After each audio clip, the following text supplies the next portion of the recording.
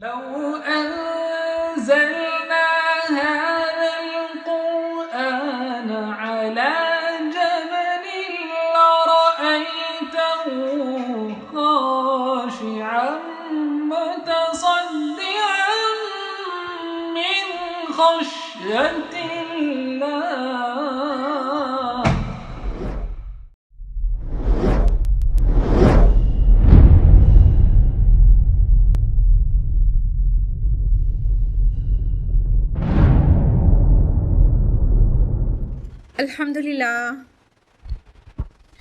अल्हम्दुलिल्लाह वहदा वस्सलातु वस्सलामु अला मन ला नबिय्य बअदा वअऊज़ु बिल्लाहि मिनश शैतानिर रजीम बिस्मिल्लाहिर रहमानिर रहीम शहर रमज़ान अल्लज़ी उन्ज़िला फ़ीहिल क़ुरआन हुदल लिन्नास व बय्यिनातिम मिनल हुदा वल फ़ुरक़ान बिस्मिल्लाहिर रहमानिर रहीम रब्बिश्रह ली सदरी व यस्सिर ली अमरी वहलुल उक़दतम मिन लिसानी यफ़क़हू क़ौली। मेरे अज़ीज़ी सामिआत, दर्स कुरान मजीद में आप सभी का तहे दिल से खैर मक़दम है। अस्सलामु अलैकुम रहमतुल्लाहि व बरकातुहू। कैसे आप सभी लोग? अल्हम्दुलिल्लाह, अल्लाह ताला आपको अच्छा रखे, हिदायत और सिरात मुस्तकीम पर रखे, बहुत खुशहाल रखे, दुनिया और आखिरत दोनों में कामयाबी दे और आपको अच्छी सेहत और पुख्ता ईमान के साथ रमज़ान मुबारक में दाखिला नसीब करे। आमीन आमीन, जज़ाकल्लाह खैर। दर्स कुरान मजीद में कौन सी सूरह चल रही है? सूरह मुमिनून। लास्ट वीक हम लोगों ने सूरह मुमिनून की कितनी आयत डिटेल में जानी थी? आयत नंबर 44 तक, बिल्कुल सही। तो हम लोग छोटा सा रिवीजन लेके फिर आयत नंबर 45 ऑनवर्ड्स कंटिन्यू करेंगे, ठीक है? तो सूरह मुमिनून में अभी तक आप लोगों ने जाना कि नूह अलैहिस्सलाम की कौम के मुतालिक कदरे तवील डिस्कशन था। फिर उसके बाद लास्ट वीक जो आप लोगों ने जाना था आयत नंबर 31 ऑनवर्ड्स कि एक और कौम का जिक्र किया गया जिसमें कवी क़यास ये है कि वो हूद अलैहिस्सलाम की कौम आद का तज़किरा था। तो अल्लाह ताला ने फरमाया कि हमने उनके बाद एक और नस्ल उठाई, यानी ग़ालिबन हूद अलैहिस्सलाम की कौम आद, और उनको हूद अलैहिस्सलाम ने ये दावत दी कि अल्लाह ही की इबादत करो, उसके अलावा कोई तुम्हारा इलाह नहीं है और उसी का तक़वा इख्तियार करो, क्या तुम डरते नहीं हो? तो क्या हुआ? उनको क्या रिस्पॉन्स मिला? उनके कौम के जो एलीट पीपल थे उन्होंने क्या कहा कि हाँ, मतलब हम, और उनकी खासियत बयान की गई थी कि अल्लाह ताला ने दुनियावी ज़िंदगी में उन्हें काफ़ी आसूदगियाँ दे रखी थी, काफ़ी वेल ऑफ थे हर तरह से वो। तो उन लोगों ने क्या कि क्या हम अपने ही जैसे एक इंसान की बात मान लें, और आवाम को ये कहकर भड़काया कि तो तुम्हारे ही तरह का एक इंसान है और तो जो तुम खाते हो वो खाता है, जो तुम पीते हो वो पीता है, और फिर तुम अगर ऐसे की पैरवी करोगे जो तुम्हारे ही जैसा है तो तुम तो बड़े खसारे में हो जाओगे, बड़े नुकसान उठाने वाले हो जाओगे। ये तो बहुत हैरानी वाली बात है, जबकि वो खुद अपनी सरदारी चाहते थे और वो खुद उन्हीं तरह के इंसान थे।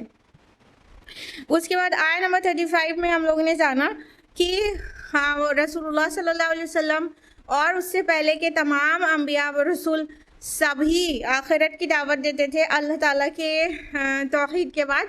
तो आखिरत की दावत के जवाब में उन्होंने कहा कि ये क्या वादा करता है कि जब तुम मिट्टी और हड्डियां हो जाओगे तो फिर तुमको निकाल के खड़ा किया जाएगा। अरे ये तो बहुत ही बईद अज़ अक्ल बात है। हैहाता लिमा तुअदून, ये बहुत दूर की बात है, बहुत दूर की बात है कि ऐसा हो सके। और उनका जो कंसंट्रेशन था, मेन फोकस था, वो किस तरफ था? दुनिया की तरफ, दुनियावी माल और मैटर की तरफ। तो उन्होंने कहा नहीं, हम तो बस ऐसे ही जिलाए जाते हैं, हमारे जाते हैं, और हम अपने आप जीते और मरते हैं, और कोई अजल वजल नहीं है, वक्त अजल के बाद का कोई कॉन्सेप्ट नहीं है, आखिरत का कोई कॉन्सेप्ट नहीं है। तो और रसूल को कहने लगे इसने अल्लाह पर झूठ बांध दिया है। अल्लाहु अकबर। उसके बाद रसूल ने तड़प कर अल्लाह से दुआ की कि अल्लाह इनके मुकाबले में मेरी मदद फरमा। तो अल्लाह ताला ने वाज़े कर दिया कि अभी अभी ये बहुत जल्दी अनकरीब ये पछताने वालों में से हो जाएंगे, रिग्रेट करेंगे बहुत ही जल्दी।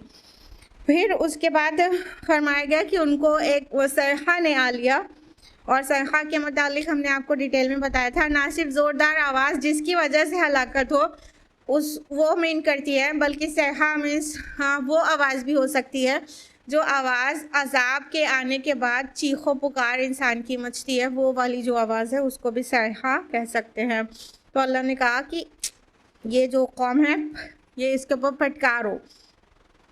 और फिर अल्लाह ताला ने और कौमें पैदा की और उनकी तरफ और रसूल गए। अब एक जनरल उसमें मेंशनिंग थी कि और कौमें उठाई अल्लाह ताला ने और दूसरे रसूलों को उनकी तरफ भेजा, एक के बाद एक, पे दर पे, यानी अब एक के बाद एक रसूल आते ही रहे हैं। कोई कौम उठी है तो उसका रसूल भी उनमें रहा है। और फिर उन्होंने जिन लोगों ने भी रसूलों का इनकार किया उन सबको अल्लाह ताला ने किस्से और कहानी बना दिया और ठिकाने लगा दिया।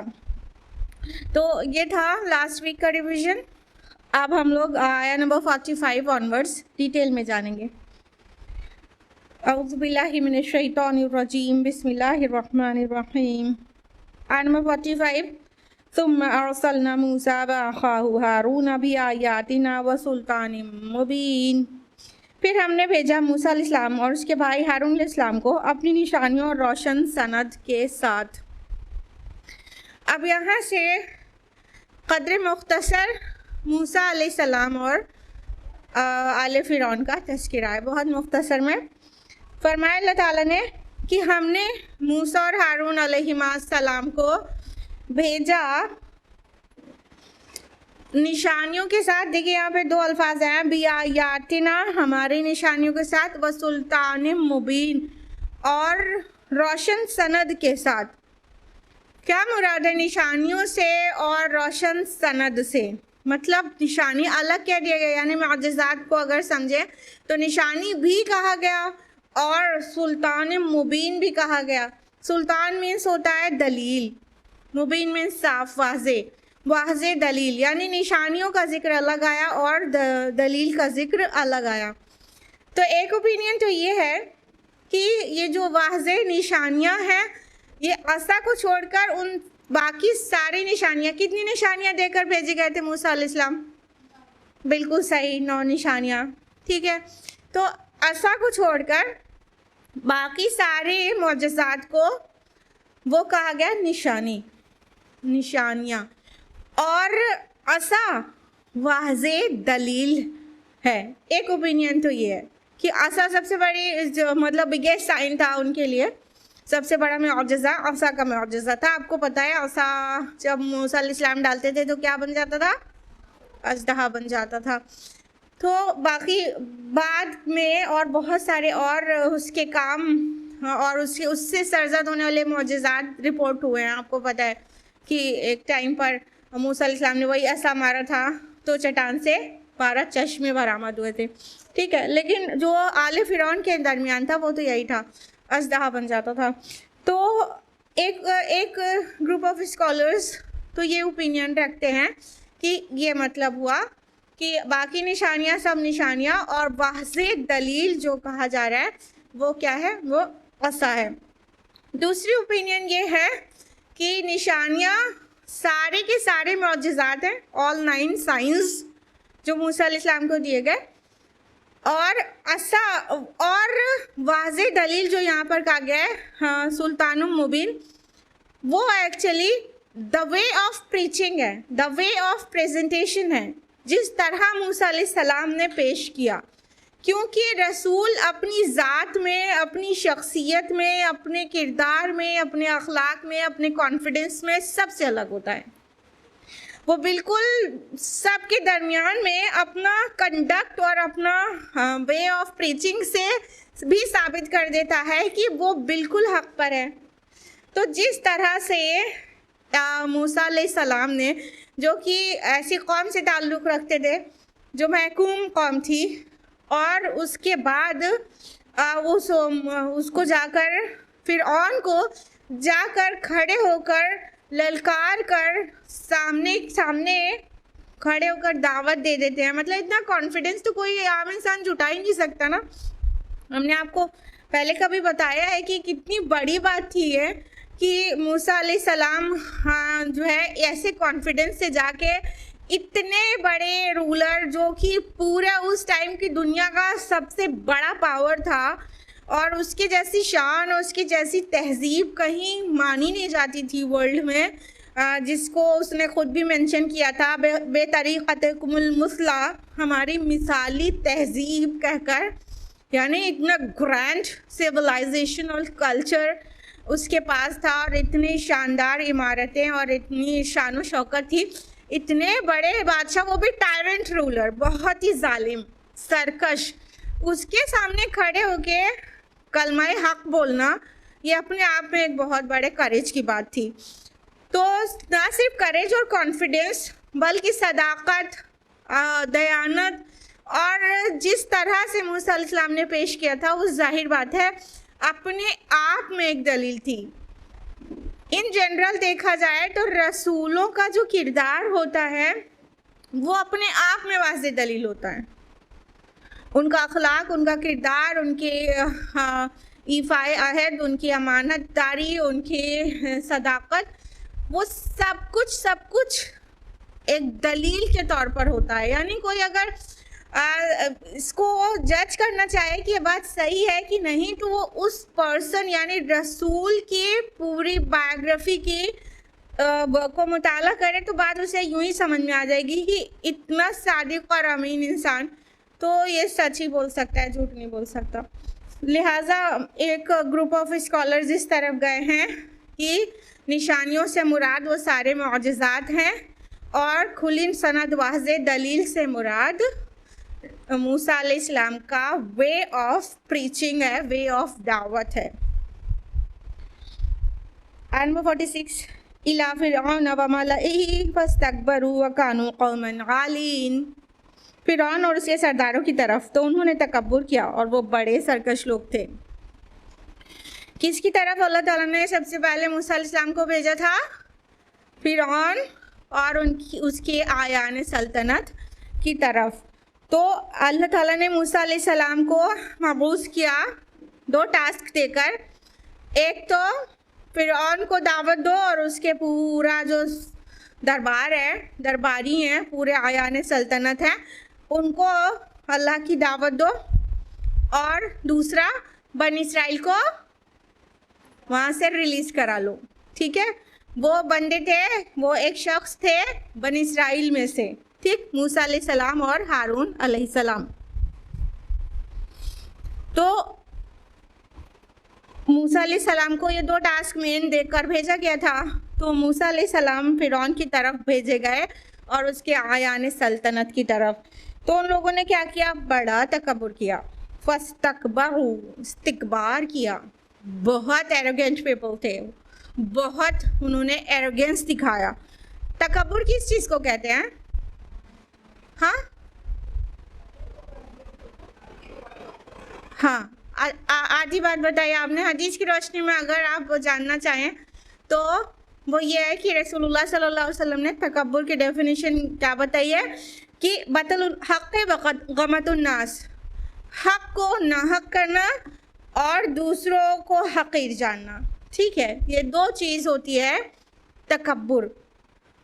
तो हक़ को नाहक करना यानी कोई हक़ पेश कर रहा है लेकिन आप मतलब उसमें भी कहीं ना कहीं आप ये सोच रहे हैं ये हमको बताएगा, तो आप उसको रिजेक्ट कर दें या अपनी ज़ाती मफाद की वजह से रिजेक्ट कर दें, हक़ को नाहक कर दें।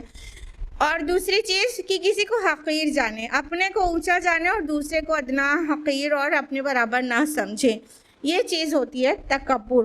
तो तकब्बुर किया उन लोगों ने, और वो लोग कैसे थे? कौमन आलीन, बड़े ऊंचे लोग थे। यहाँ पे आलीन पॉजिटिव माना में नहीं आया है। आलीन जो लफ्ज़ है आलिया वर्ड नाम में रखा जाता है ना, आली नहीं रखा जाता, आली रखा जाता है, लेकिन आलिया रखा जाता है, ऊंची। तो ये पॉजिटिव माना में भी इस्तेमाल होता है, नेगेटिव माना में भी।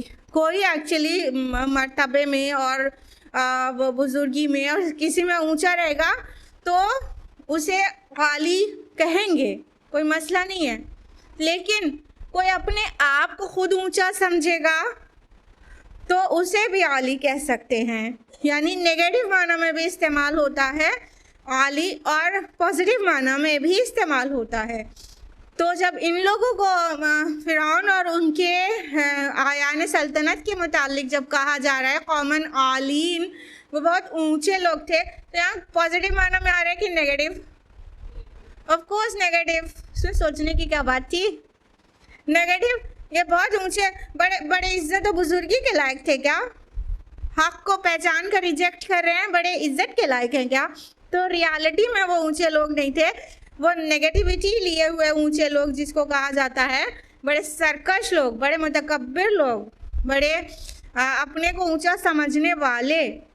तो वो फ़िरौन और उसके आयान सल्तनत एक्चुअली बहुत ही ऊंचा समझते थे अपने आप को, बहुत कहीं का मतलब अपने को तोप समझते थे।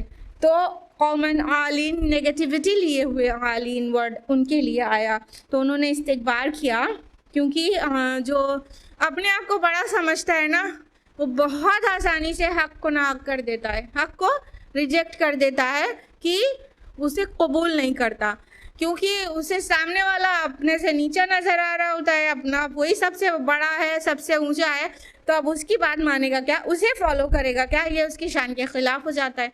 तो इस तरह से ये वर्ड बहुत नेगेटिविटी भी लिए होता है।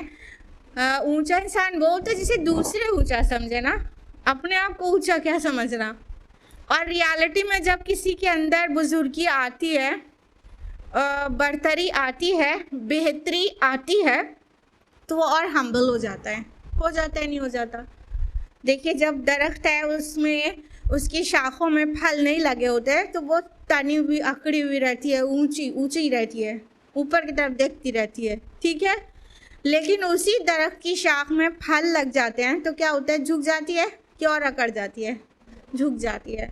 रियलिटी में ये होता है, जब इंसान और एनरिच होता चला जाता है, हकीकत में वाक़यातन जो बेहतर और ऊंचा और बड़ा होता चला जाता है, वो और हम्बल भी होता जाता है। क्यों? क्योंकि वो अल्लाह ताला को पहचान जाता है, और अल्लाह ताला को पहचानने से ही वो ऊंचा हुआ होता है। तो जब अल्लाह को पहचान जाता है तो अपनी हिकारत उसे समझ में आ जाती है कि मैं कुछ भी नहीं हूँ, तो उसके अंदर ह्यूमिलिटी, आजिज़ी और इनकिसारी आ जाती है, वो और ज़्यादा हम्बल हो जाता है, डाउन टू अर्थ हो जाता है। तो फरमाया कि वो फ़िरौन और आले फ़िरौन बड़े सरकश लोग थे, बड़े आलीन थे। आयत नंबर 47, फ़क़ालू अनुमिनु लिबशरैनि मिथलिना व क़ौमुहुमा लना आबिदून। उन्होंने कहा, क्या हम अपने जैसे दो इंसानों पर ही मान लाएंगे जबकि उनकी कौम हमारी महकूम है। ये आ गई बात ना दिल की बाहर कि अरे ये मूसा और हारून अलैहिस्सलाम, इनकी बात हम मानेंगे, इनको फॉलो करेंगे जो हमारे जैसे हैं। एक आर्ग्यूमेंट तो ये दिया गया, मिथलना, हमारे जैसे, मतलब अपने जैसे को हम फॉलो करने लगेंगे क्या? लास्ट वीक आपने देखा था कि हूद अलैहिस्सलाम की कौम ने भी ये आर्ग्यूमेंट किया था। उसके पहले वाले वीक में आपने जाना था कि नूह अलैहिस्सलाम की कौम ने भी ये आर्ग्यूमेंट दिया था। यानी बहुत सारे रसूलों की कौमों को तो ये परेशानी रही है कि हम अपने जैसे बशर के ऊपर ईमान ले आए। ये कोई सुपर ह्यूमन थोड़ी है, ये तो हमारे जैसा इंसान है, इसमें हमसे अलग क्या, यानी फरिश्ता तो नहीं है जो हम इसकी बात मान लें, अपने से ऊपर इसको समझ लें। तो एक तो यही आर्ग्यूमेंट मूसा अलैहिस्सलाम को भी मिला कि ये दोनों कौन? मूसा और हारून अलैहिस्सलाम। तो इन दोनों को भी ये आर्ग्यूमेंट मिला, अब हमारे जैसे पर हम ईमान ले आए। एक तो ये हमारे जैसे कहा गया, उसके बाद जो दिल का बुखार था, जो असल दिल का मर्ज था, वो भी निकल के बाहर आ गया। और इनकी कौम तो हमारी महकूम है, वक़ौमुहुमा लना आबिदून, इनकी कौम तो हमारी इबादत गुजार है। जो एक्चुअल वर्ड आया है यहाँ पे, आबिदून आया है, हमारी इबादत गुजार है। यानी कि अरे ये तो हमारी महकूम कौम से हैं, इनके ऊपर हम रूल कर रहे हैं। इनको तो अपनी खुद की भी कोई चीज़ का फैसला लेने की इजाज़त नहीं है। ये तो हमारी तरह से जीते हैं, हमारी ग़ुलाम कौम है। अपनी ग़ुलाम कौम से हम अब किसी बात को कबूल करेंगे, मानेंगे और उनकी इताअत करेंगे, उनकी इत्तिबा करेंगे? ये तो बहुत ही मतलब खसारे वाली बात हो गई कि ये कौम तो हमारी इताअत गुजार कौम है। देखिए यहाँ पे जो आबिदून वर्ड आया है, इसे इबादत के माना पर भी वाज़ेह रोशनी पड़ती है। यानी इबादत का मतलब सिर्फ रुकू सुजूद नहीं होता, सिर्फ सम रिचुअल्स नहीं होता, बल्कि इबादत मुकम्मल इताअत का दूसरा नाम है। देखिए ये जो बनी इसराइल थे वो फिरौनियों के रिचुअल के वे में इबादत करते थे क्या? नहीं करते थे। क्या करते थे? इताअत करना पड़ता था उनको, इताअत, मुकम्मल इताअत। तो मुकम्मल इताअत जो है एक्चुअली इबादत उसी को कहते हैं कि बेचू चरा के हर बात को ओबे करना, कोई बात में अपनी नहीं करना, टोटल सबमिशन, इसको इबादत कहते हैं। तो वो जो बनी इसराइल थे वो जाहिर बात है फिरौन की इताअत तो करते थे, यानी कि उनको किसी किस्म की आज़ादी नहीं थी। There was no freedom at all. वो तो बिल्कुल जानवरों से भी ज़्यादा बदतर तरीके से उनको ट्रीट करते थे फिरौनी बनी इसराइल को। अल्लाह ताला को उनके ऊपर रहम आया और मूसा अलैहिस्सलाम को महबूस किया वहाँ से रिलीज़ कराने के लिए। इतने बुरे अजाब में रखा था उन्होंने उनको। तो अल्लाह ताला फरमा रहे हैं कि इन्होंने क्या जवाब दिया कि अरे हम इन दो इंसानों पर ईमान ले आए जो हमारी तरह के हैं और इनकी कौम तो हमारी महकूम है। यानी वो जो हम बीमारी कह रहे हैं ना, वही बरतरी वाली बीमारी, कि हम ऊंचे लोग इन माज़ला नीचे लोगों की बात मानेंगे। ये हमारे ग़ुलाम कौम के दो लोग आके खड़े होके हमसे बात ही कर रहे हैं, बहुत बड़ी बात है, फिर हम उनकी इताअत करेंगे, उनकी बात मानेंगे, उनको सबमिट करेंगे? बिल्कुल नहीं। तो ये एक बीमारी है जो कि बड़े लोगों में हो जाती है।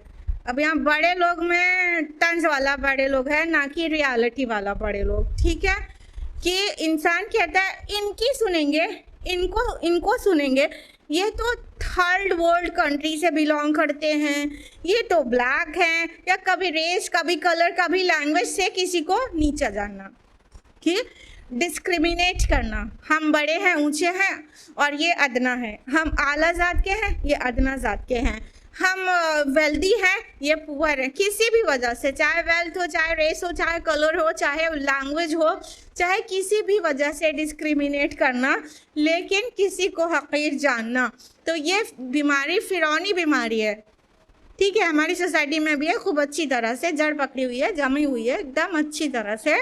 कोई बिरादरी के नाम पे ऊंचा नीचा है, कोई अकीदे के नाम पे ऊंचा नीचा है, तो कोई जो है अरब नस्ल होने का और गैर अरब नस्ल होने से बहुत सारे हमारे पास भी बहुत सारे तफरका फैलाने के लिए, प्लस ऊंचा नीचा करने, डिस्क्रिमिनेट करने के लिए बहुत सारे पैरामीटर्स हैं ना हमारी सोसाइटी में। तो ये फिरौनी मर्ज़ है, फिरौनी मर्ज़ है जो आज तोला तोला माशा माशा सब में बांट दिया गया है और सभी अपने को ऊंचा समझ रहा है, दूसरे को नीचा समझ रहा है। अल्लाहु अकबर। आयत नंबर 48, फ़कज़्ज़बूहुमा फ़कानू मिनल मुहलकीन। तो उन्होंने उन दोनों को झुटला दिया और हो गए हलाक होने वालों में से।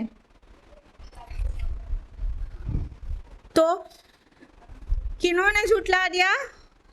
फिरौनियों ने, ठीक है, उन्होंने, प्लूरल है ना, तो सिर्फ फिरौन ने नहीं, आयान सल्तनत ने भी, क़िब्ती लोग जो भी थे उनके, इवन फिरौन के आयान सल्तनत में कुछ बनी इसराइली भी थे, यू नो, अगर आपके लिए नई बात है लेकिन ऐसा था। तो कुछ इसराइली भी थे, लेकिन वो मेजॉरिटी जो है क़िब्तियों की थी। तो फिरौन और आले फिरौन ने मूसा और हारून अलैहिस्सलाम को झुटला दिया, तो फिर क्या हो गए? मुहलकीन। मुहलक ये वो इस्मुल मफ़ूल है, यानी हलाक होने वाला, जिसको हलाक कर दिया गया हो। अगर हालक वर्ड होता तो इसका मतलब होता सिंपल हलाकत, बस मर गया। लेकिन मोहलक वर्ड आया है, दैट मीन्स किल्ड वायलेंटली, जिसको बहुत दर्दनाक तरीके से हलाक किया गया हो, मोहलक। तो मोहलकीन में से हो गए, यानी उनको क्या किया गया था, किस तरह से अजाब आया था, बताइए जल्दी से। आले फिरौन को किस तरह से अजाब है, बिल्कुल डुबा दिया गया था, ठीक है, बहरे अहमर में, रेड सी, उसमें पूरे के पूरे गर्काब हो गए। तो इस तरह से उनको हलाक कर दिया गया था, तो वो हलाक किए जाने वालों में से हो गए। क्यों? नाफरमानी की, किसकी? अल्लाह के रसूल की। अल्लाह के रसूल उनको हक़ की तरफ बुला रहे थे, दो अंबिया उनको हक़ की तरफ बुला रहे थे, उन लोगों ने दोनों को झुटला दिया, तो क्या हो गया, हलाक होने वालों में से हो गए। आयत नंबर 49 में फरमाया वलक़द आतैना मूसल किताब लअल्लहुम यहतदून, और हमने मूसा को किताब दी ताकि वो हिदायत पाएँ।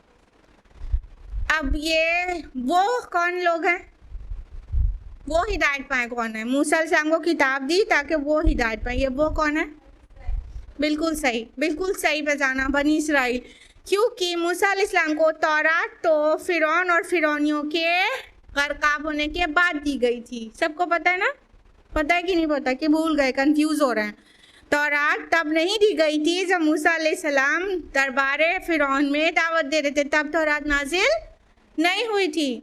जब वो सब गर्काब हो गए हैं, उसके बाद मूसा अलैहिस्सलाम वहाँ से निकल गए हैं, तब आपको पता है कोह तूर पर पहली बार अल्लाह ताला ने उन्हें पुकारा और उन्हें रसूल होना मेंशन किया, और वो दर्जा रिसालत पर किताब के एतबार से कि अल्लाह की वही आ रही है, तब उन्होंने रिसीव किया था।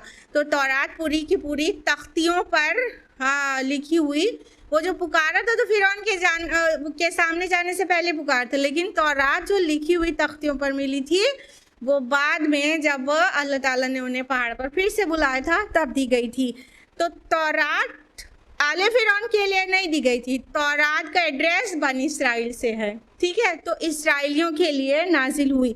तो अल्लाह ताला ने फरमाया कि हमने मूसा को किताब अता की ताकि बनी इसराइल ये लोग हिदायत पाएँ। अल्लाह ताला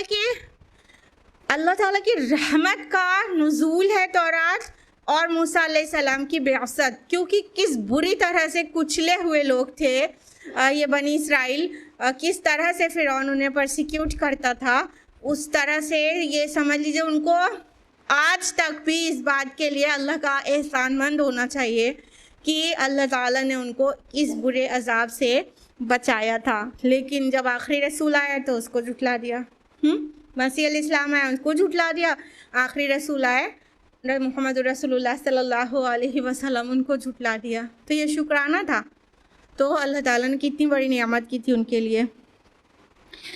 ये बस इतना मूसा अलैहिस्सलाम का तज़किरा, इतना शॉर्ट में। आपको पता है कुछ सूरतें ऐसी हैं जिसमें बहुत तवील तज़किरा है, जैसे सूरत तौहा हो गई, और बहुत सारी सूरतों में और है बहुत तवील क़िस्सा, लेकिन यहाँ पर बस इतना है, मुख्तसर। डिपेंड करता है कौन सी जगह पर कितनी चीज़ किस कॉन्टेक्स्ट में नाजिल हो रही है और क्या चीज़ सूटेबल है। तो अल्लाह ताला की नाजिल करदा एक एक आयत उस टाइम से भी उसका रेलेवेंस था, उस मज़मून, उस मौजू और उस पूरी गुफ्तगू और बयान हर चीज़ से रेलेवेंट है। तो यहाँ पर मूसा अलैहिस्सलाम की कौम बल्कि आले फिरौन का तज़किरा बस इतना और बनी इसराइल का इतना सा। आयत नंबर 50,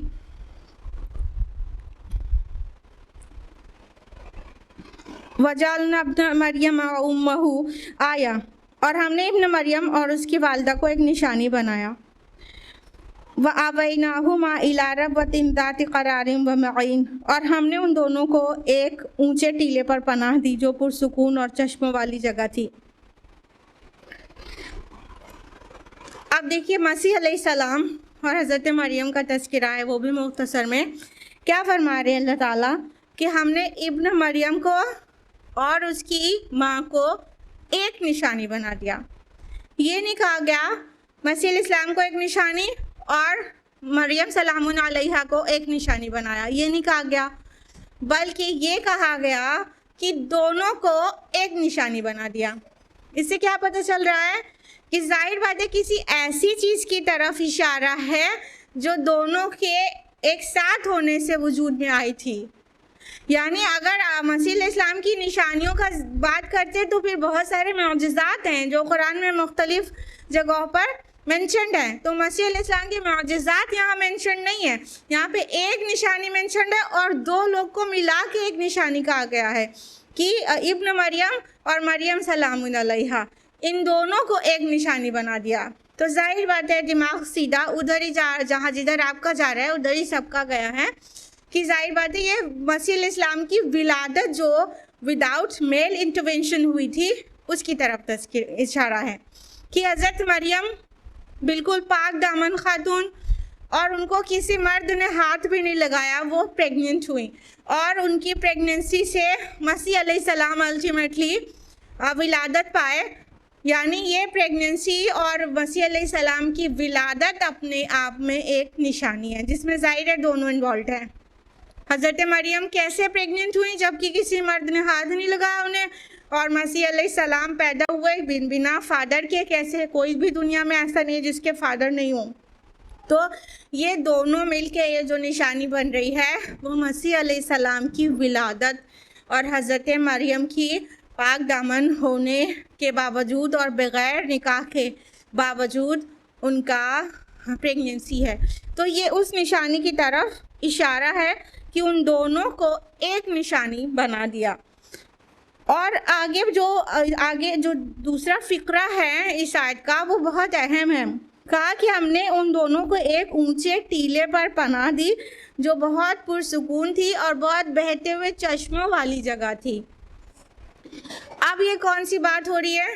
इसके लिए कई ओपिनियंस हैं जिसमें से दो आरा जो हैं वो सबसे अहम है। एक राय ये है कि ये जब मसीह अलैहिस्सलाम की पैदाइश हुई थी तो हज़रत मरियम सलामुन अलैहा वो ऊंची जगह पर थी। ये सूरह मरियम से हमें वाज़े पता चलता है, किसी ऊंची जगह पर थी और वहाँ पे वो मतलब दर्द-ज़ेह से बिल्कुल तड़प रही थी। तो अल्लाह ताला ने उन्हें कहा कि तुम खजूर की जड़ों को हिलाओ, तुम पर पक्की खजूरें गिरेंगी, फ़कुली व शबी व क़र्याइना, और खाओ और पियो और अपनी आंखों को ठंडी रखो। तो ये जो कि दोनों को फरिश्ते ने उनको पुकारा था, तो ये वो जगह की बात है कि दोनों को अल्लाह ताला ने एक ऊंचे टीले पर, यहाँ पे रबवतिन वर्ड आया है। रबवा मीन्स होता है ऊंचा टीला, लेकिन ऐसा ऊंचा नहीं जिस पे रहना मुमकिन ना हो, ऐसा ऊंचा जो ऊंचाई पर तो हो लेकिन वो इतना प्लेन भी हो कि उस पर रहना पॉसिबल हो, ऐसे टीले को रबवा कहते हैं। कई जगह कुरान हकीम में ये लफ्ज़ आया है टीले के माना में। तो एक तो ये ओपिनियन है कि वो जब मसीह इस्लाम की पैदाइश हुई थी तो उस वक्त वो थोड़े ऊंचे टीले पर थी, ऊंचाई पर थी, तो उस जगह पर की बात है। लेकिन यहाँ पे जो आवैना हुमा वर्ड आया है कि हमने उनको पनाह दी, तो इससे पता चलता है कि कुछ मुश्किल टाइम था, परेशानी के वक्त पनाह दी गई थी। तो एक और ओपिनियन एग्जिस्ट करती है एक्चुअली कि ये बात वो था मसीह इस्लाम की पैदाइश की नहीं हो रही है, बल्कि जब ईसा अलैहिस्सलाम पैदा हो चुके थे तो उनकी लाइफ को तरह तरह का रिस्क हो गया था। अगर हिस्ट्री आप पढ़ेंगे तो पता चलेगा, और इवन बाइबल भी पढ़ेंगे तो पता चलेगा कि ये बात एक्चुअली वो है कि मसीह इस्लाम के पैदा होने के बाद उस वक्त जो वहाँ का शाम का जो हाकिम था, हेरोद उसका नाम था, तो वो जो है मतलब उसने ख्वाब देखा था। वहाँ पर जो पूरी रूलिंग थी वो तो ऑफ कोर्स रोमन एम्पायर की थी, पूरे रोमन एम्पायर थे। लेकिन जैसे आप लोगों को ये अच्छी तरह पता है कि जैसे ब्रिटिश एम्पायर जब इंडिया पे रूल कर रहे थे तो पूरी उनकी रूलिंग होने के अलावा छोटे छोटे इलाकों को यहाँ पे कुछ इंडियंस को सुल्तान बनाया हुआ था ना, सुल्तान और वो नवाब, उनकी रूलिंग में भी ऐसा था ना। उसी तरह वो जो पूरा रोमन एम्पायर था उसमें कुछ ज्यूस को भी छोटे छोटे सुल्तान बनाया हुआ था। तो उस वक्त का जो शाम का जो सुल्तान था हेरोद, वो जो है उसने ख्वाब देख लिया था, जैसे मूसा अलैहिस्सलाम के टाइम पर हो गया था। तो उसने ख्वाब देख लिया था जिसकी वो जो इंटरप्रिटेशन उसको दी गई थी कि एक बच्चा पैदा हो गया है तुम्हारी अपनी कौम में से जो है तुम्हारा तख्ता पलट करेगा, तुम्हें नुकसान पहुंचाएगा, तुम्हारी हुकूमत को। तो वो डर गया था, तो उसने ऑर्डर दे दिया था कि बनी इसराइल के बेटे को कत्ल करने का, खुसूसन मसीह अलैहिस्सलाम को। तो हज़रत मरियम सलामुन अलैहा काफ़ी खौफज़दा थी, तो उन्हें लेकर, मसीह अलैहिस्सलाम छोटे से थे, उन्हें लेकर वो वहाँ से चली गई थी जेरूसलम से, और वो मिस्र चली गई थी।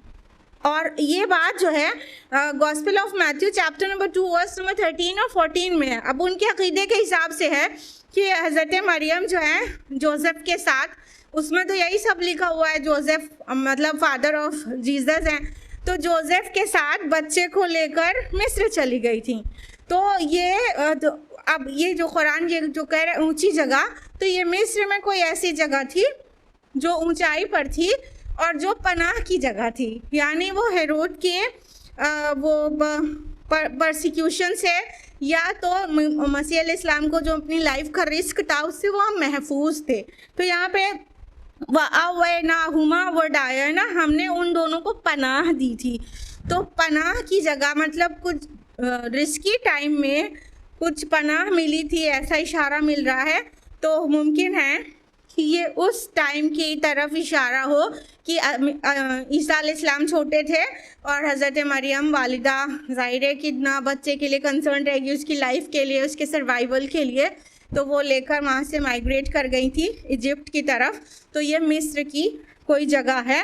हालांकि ये जगह में भी मुफस्सिरीन का इख्तिलाफ है, कोई कहता है ये दमिश्क था, कोई कहता है ये अर्रमला की जगह का नाम है, कोई कहता है कि ये मिस्र, और कोई कहता है कि ये बैतुल मक़दिस की बात है, ऊंची जगह।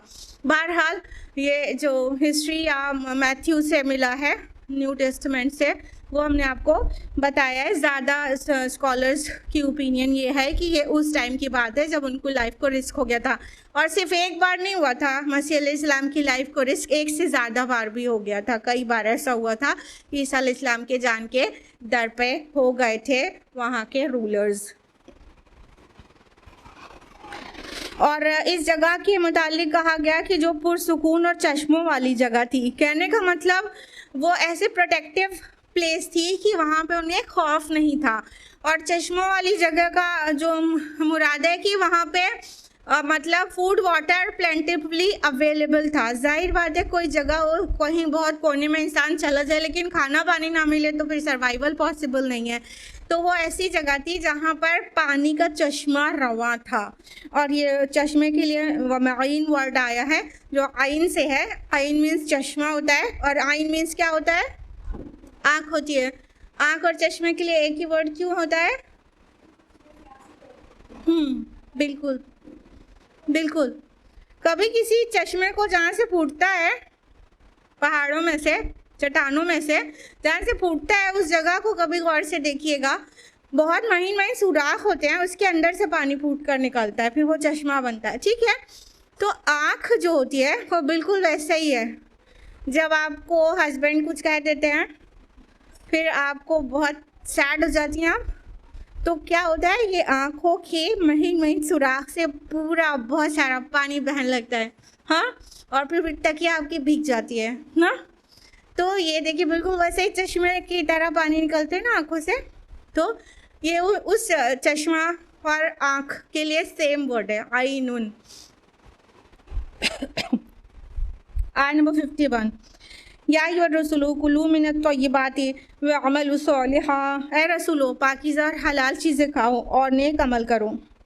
इन्नी बिमा तअमलून अलीम, जो कुछ तुम करते हो यकीनन मैं उससे बाखबर हूँ। अब अल्लाह सुब्हानहू व तआला अलग अलग रसूलों के तज़किरे के बाद सबको मिलाकर ऑन द होल एक जनरल बात कह रहे हैं, या अय्युहर रसूलु, ए सारे के सारे रसूलों। इससे क्या पता चल रहा है कि कहीं पे बहुत सारे रसूल इकट्ठा खड़े थे, वहीं पे अल्लाह ताला ने उनको एड्रेस किया, ऐसा? फिर क्या पता चल रहा है?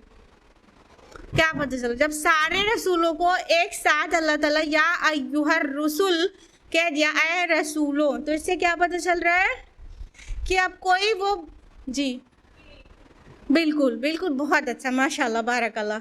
अब वो बुनियादी बातें होने जा रही हैं जो हर रसूल को से के मुताल्लिक है, यानी हर रसूल को वही हुक्म दिया गया है, ठीक है। कुछ बुनियादी एहकाम तो सारे रसूलों के एक ही है ना, बिल्कुल ही एक है, बस खाली शरीयत तो अलग अलग है, बाकी सारे बुनियादी एहकाम और खुसूसन तौहीद और आखिरत से रिलेटेड सारे काम तो बिल्कुल वही हैं, बिल्कुल हू बहू वही हैं। अब शरीयतें अलग अलग हैं, लेकिन कुछ फंडामेंटल रूल्स और लॉज भी इवन वही है। तो बात क्या है, सारे रसूलों को एक साथ करके क्या कहा गया कि सबको ये ऑर्डर दिया गया है, कुलू मिनत तय्यबाती, खाओ पाकीज़ा चीज़ें। पाक चीज़ें क्या हैं बताइए? बिल्कुल बिल्कुल, माशाल्लाह बारकल्लाह, हलाल चीज़ें, वो चीज़ें जो अल्लाह ने हलाल की हैं। इसका उल्टा भी बोल सकते हैं कि हर पाक चीज़ को ही अल्लाह ने हलाल किया हुआ है ना। जो नापाक, नजिस या नुकसानदेह या अनहेल्दी या हेल्थ के लिए नुकसानदेह, वो चीज़ें हराम हैं, हाँ। और जो चीज़ें न्यूट्रिशियस हैं और बॉडी के लिए बेनिफिशियल हैं, वो चीज़ें हलाल हैं। तो हर पाक चीज़ को अल्लाह ने हलाल किया है और नापाक को हराम किया है। या तो फिर ये कहें कि हर हलाल चीज़ पाक है, बात वही है, इफेक्ट दोनों का सेम आएगा। तो अल्लाह ताला कह रहे हैं हर रसूल को ये बात कही गई है, भाई या अय्युहर रसूल है, तमाम के तमाम रसूलों पाक चीज़ें खाओ और नेक अमल करो। वैसे क्या क्या बातें समझ में आ रही है? एक बात तो इस आयत का कनेक्शन पिछली आयत से, पिछली आयत में मसीह अलैहिस्सलाम का जिक्र आया, ठीक। मसीह अलैहिस्सलाम का जिक्र आते ही फौरन क्रिश्चियन मोनास्टिसिज्म ज़हन में आता ही नहीं आता, कि उनके फॉलोअर्स तो बस बहुत सारे लोग मॉन्क्स बन गए, मोनास बन गए, राहिब बन गए, रहबानियत इख्तियार कर लिया, तर्के दुनिया कर दिया और किनारे जाके इबादत करने लगे, हाँ। और हर अच्छी चीज़ें, हर उम्दा चीज़ें उससे महरूम कर लिया अपने को। अल्लाह ताला ने अगली ही आयत में कहा, ये रहबानियत के लिए नहीं कह रहे हैं आपको, न किसी रसूल को हमने कहा है कि पाकीज़ा चीज़ें, लजीज चीज़ें, अच्छी चीज़ें खाने से बिल्कुल परहेज करो, तभी ये तुम्हारे तकवा का मेयार होगा। नहीं, ये नहीं कहा गया है। अल्लाह ने जो भी हलाल किया खाओ, अच्छा खाओ, अच्छा पहनो, कोई मसला नहीं है, हाँ। लेकिन उसमें जो गाइडलाइन है वो है हराम तरीक़े से नहीं होना चाहिए, ना वो इटसेल्फ हराम होना चाहिए, ना हराम तरीक़े से हासिल किया हुआ होना चाहिए। कि ठीक है आप बकरी का गोश्त तो खाएं, लेकिन रिश्वत के पैसे से जाके बकरी का गोश्त खरीद के लाएं तो वो हलाल हो जाएगा क्या?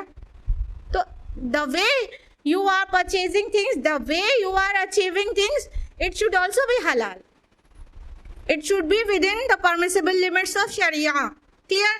तो अल्लाह ताला कह रहे हैं, मतलब इससे ये बात हम लोग अखज़ कर सकते हैं कि क्रिश्चियंस बहुत सारे मोनास्ट बन जाते हैं, राहिब बन जाते हैं।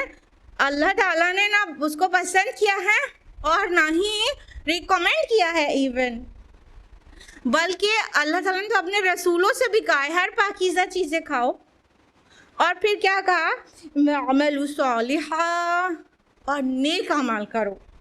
से क्या पता चल रहा है? दोनों का कनेक्शन भी पता चल रहा है कि हलाल खाओगे, पाकीज़ा चीज़ें खाओगे, वहीं तक अपने को महदूद रखोगे, तभी आमाल सालिहात पॉसिबल है। हराम पे मुंह मारते रहो और फिर सोचो कि हम अपनी औलाद की परवरिश भी हराम से करें, उसकी तालीम का खर्चा हराम पैसे से दें, फिर वो बड़ा हो के बहुत बून ऑफ द सोसाइटी बनेगा, ये नहीं हो सकता। जब हलाल की हद में परवरिश होगी तो जिस्म के अंदर ऐसे चीज़ें पैदा होंगी कि इंक्लिनेशन आमाल सालिहात की तरफ होगा। हराम चीज़ों से परवरिश होगी, बड़ा होके ला मुहाला वो बुरी चीज़ें और हराम चीज़ों में इंडल्ज होगा, नहीं वो आमाल सालिहात करेगा। तो हलाल का और आमाल सालिहात का रिश्ता यहाँ पे कितना क्लियर समझ में आ रहा है कि अल्लाह ताला कह रहे हैं पाकीज़ा चीज़ें खाओ और नेक अमाल करो। तो इंसान पाकीज़ा चीज़ें खाएगा तभी वो नेक अमाल कर पाएगा, एक बात। दूसरी बात, हलाल चीज़ें ही खाएगा तभी कोई आमाल सालिहात होना क्वालिफाई कर पाएंगे, अदरवाइज वेस्ट है, बेकार है। अल्लाह पाक है और वो पाक चीज़ों को ही, अल्लाह के रसूल सल्लल्लाहु अलैहि वसल्लम ने फरमाया कि अल्लाह पाक है और वो पाक चीज़ों को ही, अल्लाह के रसूल सल्लल्लाहु अलैहि वसल्लम ने फरमाया कि अल्लाह पाक है और वो पाक चीज़ों को ही, अल्लाह के रसूल सल्लल्लाहु अलैहि वसल्लम ने फरमाया कि अल्लाह पाक है और वो पाक चीज़ों को ही पसंद करता है। उसके बाद अल्लाह के रसूल सल्लल्लाहु अलैहि वसल्लम ने एक ऐसे शख्स का तज़किरा किया जो बहुत लंबे सफ़र से आया हो और उसके पूरे वजूद पर सफ़र के आसार हो, उसके बाल पूरा गंदा, लिबास पर धूल जमी हुई, लंबे सफ़र से आया मालूम होता है। और आकर हाथ उठाकर, मतलब इमेजिन कीजिए हरम के नज़दीक हाथ उठाकर दुआ करता है, या रब्बी, ए मेरे रब।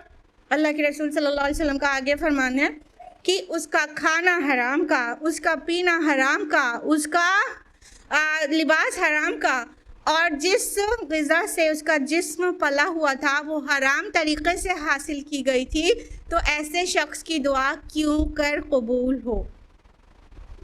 यानी अगर इंसान हराम खाएगा तो ना उसकी नमाज़ें कबूल, ना हज उम्रे कबूल, ना दुआ कबूल। देखिए इस वाली हदीस से पता चल रहा है कि दुआ की कबूलियत की सारी चीज़ें जमा है उस इंसान के पास। देखिए मुसाफिर की दुआ कबूल होती है, होती है ना। मुसाफिर वो हालत सफ़र में, मतलब अल्लाह ताला के अटेंशन का एकदम ख़ास मरकज़ होता है। मुसाफिर की दुआ जो है कबूलियत के औकात में से एक वक्त में गिनी जाती है। मुसाफिर है, मान के चलिए हज या उम्रे का मुसाफिर है, ठीक है, हरम में आके वो बैतुल्लाह के करीब दुआ कर रहा है, यानी सफ़र से एकदम चूर है, उसका बाल बिखरा हुआ है, लिबास पर इतनी गर्द पड़ी है और मतलब थक के परेशान हो के वो बैतुल्लाह तक पहुंचा है और वहाँ पर वो या रब्बी पुकार रहा है और उससे जो भी दुआएं मांग रहा है। अल्लाह के नबी सल्लल्लाहु अलैहि वसल्लम ने कहा उसकी दुआ कैसे कबूल हो, नहीं कबूल होगी, क्योंकि वो जो मान लिए एहराम पहने हुआ है, वो एहराम तो हराम से हासिल किया गया है। हाँ, वो जो जिस्म उसका गोश्त पोश्त हड्डी, जिस ताकत की वजह से वो वहाँ से सफ़र करके यहाँ आ पाया, वो सारी ताकत तो हराम से बनी हुई है, उसकी सारी कैलोरीज तो हराम से अर्न की हुई है, तो ऐसे की दुआ क्यों कबूल हो। तो अगर कोई भी नेक अमल करेंगे और खून में हराम गर्दिश कर रहा है तो कोई अमल काबिल कबूल नहीं है, वो आमाल सालिहात होना क्वालिफाई नहीं करता। कोई अमल सालिह है ही नहीं जब तक कि उसका जिस्म और उसका ज़ाहिर बातिन सब चीज़ हलाल से ना पला हुआ हो, ठीक है। तो अल्लाह ताला फरमा रहे हैं कि पाकीज़ा चीज़ें खाओ और नेक अमल करो। तो इंसान पाक चीज़ें खाएगा तो क्या अच्छे काम करेगा तो कबूल होंगे। अच्छे काम में सब चीज़ें आ गई, इबादत भी आ गई और खिदमत खल्क भी आ गई, ठीक है। अमल सालिहात में सब आ जाते हैं ना। देखिए जब अच्छा खाना खाता है इंसान, देखिए इसका एक साइंटिफिक व्यू पॉइंट भी आपको बताएं, जब इंसान हलाल चीज़ें खाता है, प्योर चीज़ें, हेल्दी चीज़ें कह सकते हैं दूसरे वर्ड में, हेल्दी चीज़ें खाता है, तो क्या होता है, उसकी बॉडी फिट रहती है, हेल्दी रहती है। तो वो क्या कर सकता है, देर तक तहज्जुद पढ़ सकता है, लंबे क़याम कर सकता है, यानी बॉडी में ताकत है ना उसके पास, तो क़याम कर सकता है और रोज़े रख सकता है, उसको बियर कर लेगा। यानी हर अच्छे काम में, इबादत में भी ताकत की ज़रूरत पड़ती है, नहीं पड़ती। आप लोग अगर रमज़ान की तैयारी नहीं कर रहे हो तो करना शुरू कर दीजिए, अपनी ताकत को जल्दी से मेंटेन करिए, तभी तो कर पाएंगे 1 महीना अच्छी वाली इंटेंसिव इबादत। ठीक है, तो हर अच्छे काम में इबादत हो, चाहे खिदमत खल्क को ताकत की ज़रूरत होती है। अब किसी की तबीयत ख़राब है, हॉस्पिटलाइज्ड है, अगर आप चाहती हैं आप अपने टाइम और अपनी ताकत से उसे सर्व करें तो आपके पास ताकत होगी, तभी तो आप हॉस्पिटल में कुछ घंटे ड्यूटी कर सकते हैं, 1-2 दिन वहाँ रह सकती हैं। हाँ, तो आपके बदन में ताकत ही नहीं है तो आप क्या मरीज़ की जो है तीमारदारी करेंगे? नहीं कर पाएंगे ना।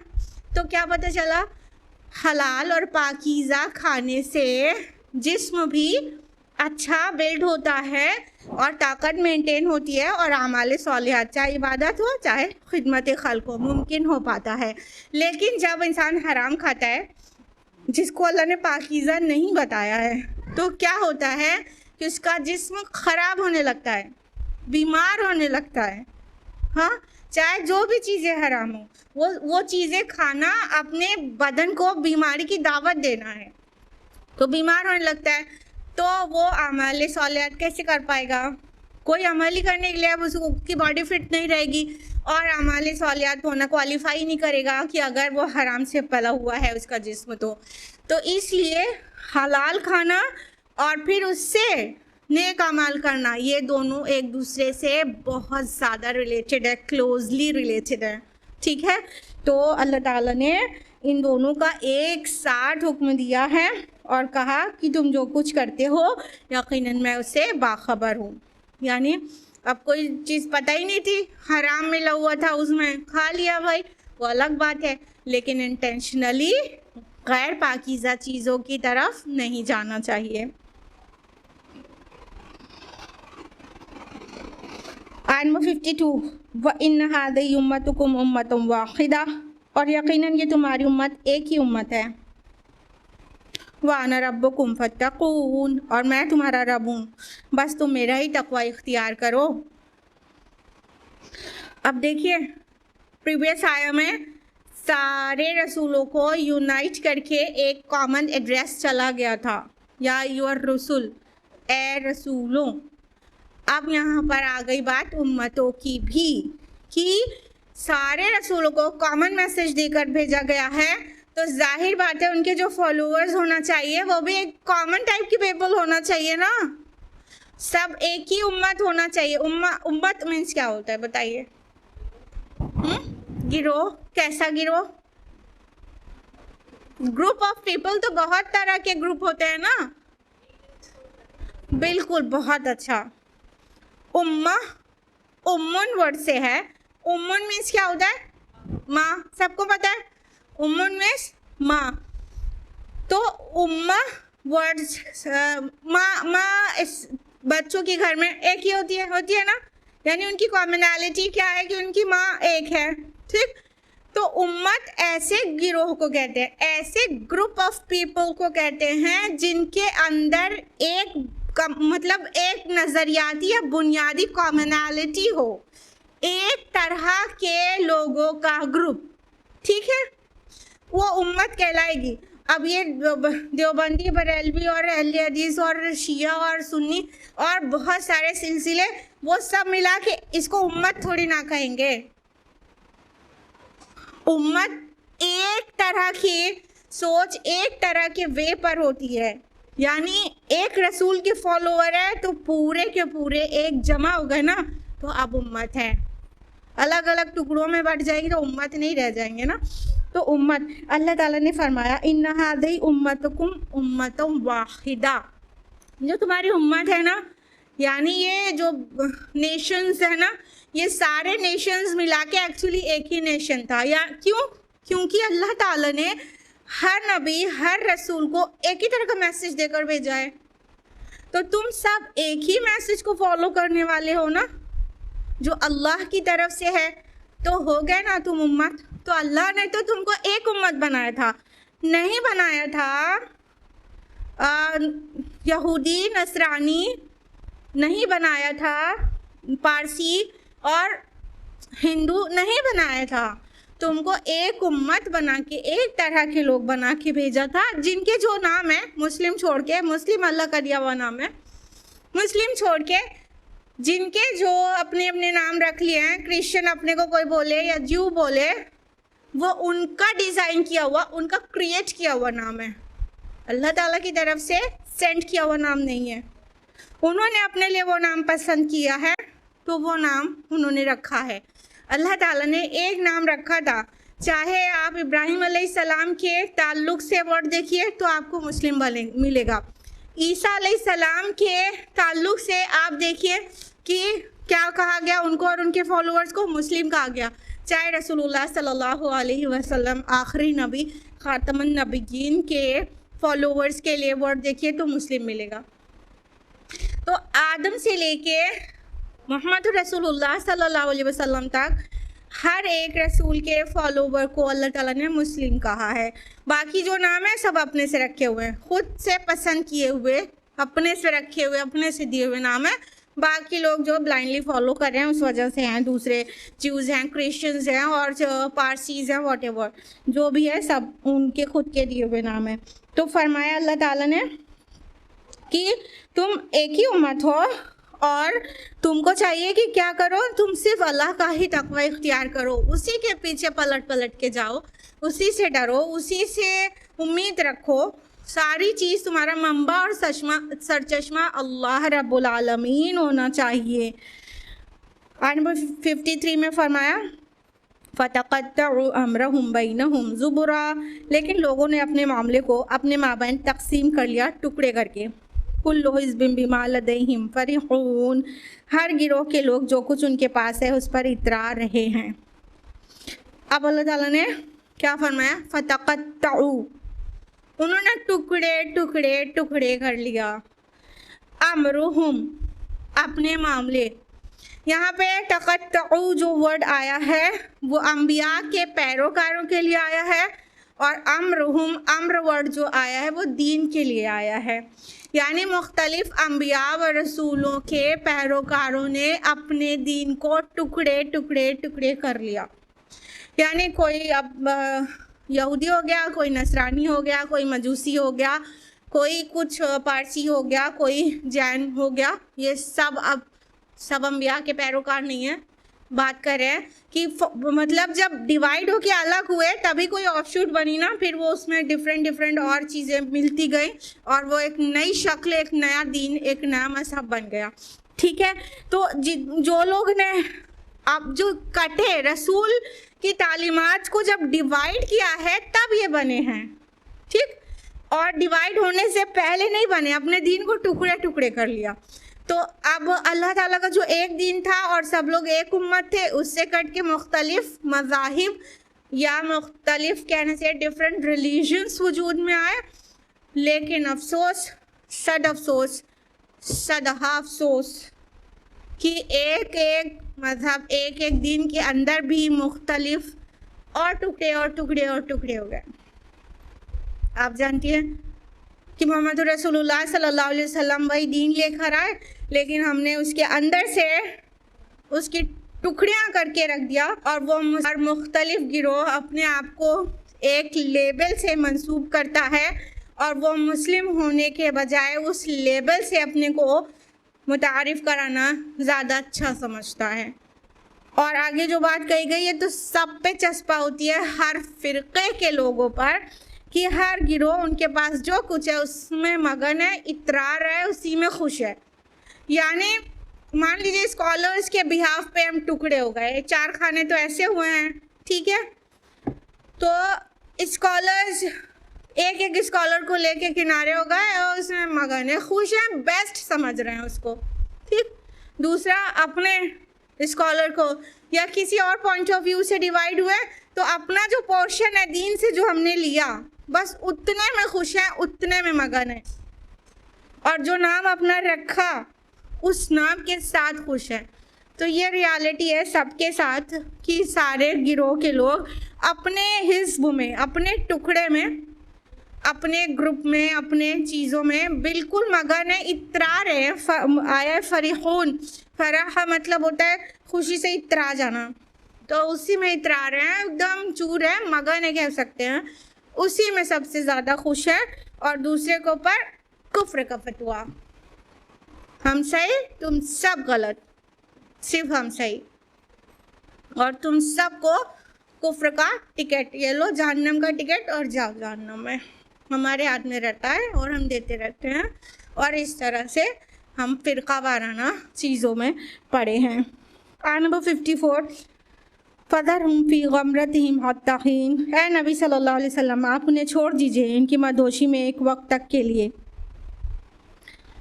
यानी नबी सल्लल्लाहु अलैहि वसल्लम से कहा जा रहा है जो लोग अपने दीन को टुकड़े टुकड़े कर लेना उसका आपसे कोई ताल्लुक़ नहीं। ये अल्फाज भी आए हैं गालिबन सूरह अनाम में, आपका कोई ताल्लुक़ नहीं, अब इन्हें छोड़ दीजिए। अब ये छोड़ना कौन से छोड़ना है? क्या दावत व तबलीग ही छोड़ देना है? अब इनको कभी पहुँचाइए ही नहीं, ये छोड़ना है कि किसी तरह मान कर नहीं दे रहे हैं तो give them a small pause, छोड़िए, इनके पीछे अपनी जान को हलाक मत करिए, इनके पीछे एकदम अपने आप को बिल्कुल से जैसे नबी सल्लल्लाहु अलैहि वसल्लम जिस लगता है अपनी जान ही दे देंगे, इतना ज़्यादा तकलीफ उठाना नहीं, हलाक में leave it, leave them aside, जाने दीजिए इनको। यानी तसल्ली है एक तरह की, और एक काइंड ऑफ पॉज है, या तो आखिर तक नहीं माने तो फिर छोड़ देना, तो मतलब अब जाओ तुम्हारा जो रास्ता है जहन्नम का वो, या तो फिर नबी सल्लल्लाहु अलैहि वसल्लम का दीन जब गालिब आ जाएगा, अनकरीब फ्यू इयर्स में ऐसा हो गया था, तो वो तब तक छोड़ दीजिए, खुद ही देख लेंगे कि हक क्या है और गलबा किसका हो गया। अयहसबूना अन्नमा नुमिद्दुहुम बिही मिन मालिन व बनीन, क्या वो समझते हैं कि हमने जो इन्हें माल और बेटों में मदद हम उन्हें जो माल और बेटों में मदद दिए जा रहे हैं, नुसारिउ लहुम फिल खैरात बल ला यशऊरून, तो हम उनके लिए भलाई में कोशाएं, हरगिज़ नहीं, लेकिन ये लोग जानते नहीं हैं। अब ये बात यहाँ पर भी वाज़ेह कर दी गई कि जो लोग नहीं मान रहे हैं, नाफरमान हैं, दीन में टुकड़े टुकड़े किया हुआ है और सब तरह की बुराई है उनके अंदर, उसके बाद भी अल्लाह ताला उनको माल और औलाद में तरक्की दे रहे हैं। तो अल्लाह ताला इस पॉइंट को कुरान हकीम में कई जगह एड्रेस करते हैं, यहाँ पर भी वाज़ेह किया है। क्या ये समझते हैं कि ये जो माल और औलाद में हम इनको बढ़ा रहे हैं ये इनके लिए भलाई कर रहे हैं? हम बिल्कुल नहीं, ये लोग जानते नहीं हैं रियलिटी क्या है। इससे ज़्यादा इलेबोरेटिंग अल्फाज में सूरह तौबा में 2 बार आया है। सूरह तौबा की आयत नंबर 55 में आया है कि ए नबी सल्लल्लाहु अलैहि वसल्लम, इनके माल और औलाद आपको ताज्जुब में ना डाल दें। अल्लाह ताला का इरादा है इनको इन्हीं के ज़रिए, इनके माल और औलाद के ज़रिए दुनिया में सज़ा देने का, हलाक करने का है। तो और आयत नंबर 85 में भी सिमिलर मैटर है। तो अल्लाह ताला किसी किसी को उससे राज़ी नहीं रहता, लेकिन उसे दुनिया में बहुत नवाजता रहता है। वही माल और वही औलाद या जो भी ब्लेसिंग उसको समझ रहा है, जो भी नेमतें हैं, जो भी फेवर्स हैं अल्लाह ताला के, वही अल्लाह के जो फेवर्स उसे लग रहे हैं वही उसकी हलाकत का सामान बन जाते हैं।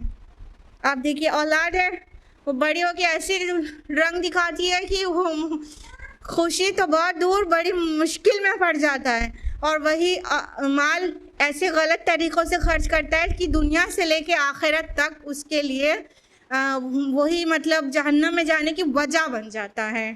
माल है तो पावर है तो फिर गलत इस्तेमाल होगा उसका, बहुतों पे जुल्म होगा, तो वो मतलब it leads to their destruction, ना कि वो फेवर एंड ब्लेसिंग्स है अल्लाह ने जो दुनिया में दिया है। तो ये बहुत जगह अल्लाह ताला ने वाज़ेह किया है कि दुनिया में अता की हुई चीज़ किसी भी दर्जे में फ़ुरक़ान नहीं है कि अल्लाह उससे राज़ी है या नहीं राज़ी है। कोई दौलतमंद का है तो अल्लाह उससे राज़ी है, कोई फ़कीर है तो अल्लाह नाराज़ है, ये क्राइटेरियन है ही नहीं। बल्कि फ़लाह और कामयाबी का जो दारोमदार है वो कुछ और चीज़ों पर है। सूरह के शुरू में उसको एड्रेस किया गया है, आयत नंबर 1 to 11 सबको मालूम है कि क़द अफ़लहल मुमिनून से ये सूरह शुरू हुई है। फिर उसके बाद जो एट्रीब्यूट्स दिए गए हैं फ़लाह उनके लिए है, ना कि माल और औलाद में बढ़ोतरी जिसको दे दी उनके लिए। तो आज हम लोग यहीं रुकेंगे आयत नंबर 56 पर। नेक्स्ट वीक इंशाल्लाह इसके आगे जानेंगे। आज के लिए इतना ही। अल्लाह ताला से दुआ है कि वो हम सभी को कुरान मजीद पढ़ने, समझने, गौर व फिक्र करने, अमल करने और गैरों तक पहुँचाने की तौफीक अता फरमाए। आमीन। वाखिर दावाना अल्हम्दुलिल्लाहि रब्बिल आलमीन। वस्सलामु अलैकुम व रहमतुल्लाहि व बरकातुहू।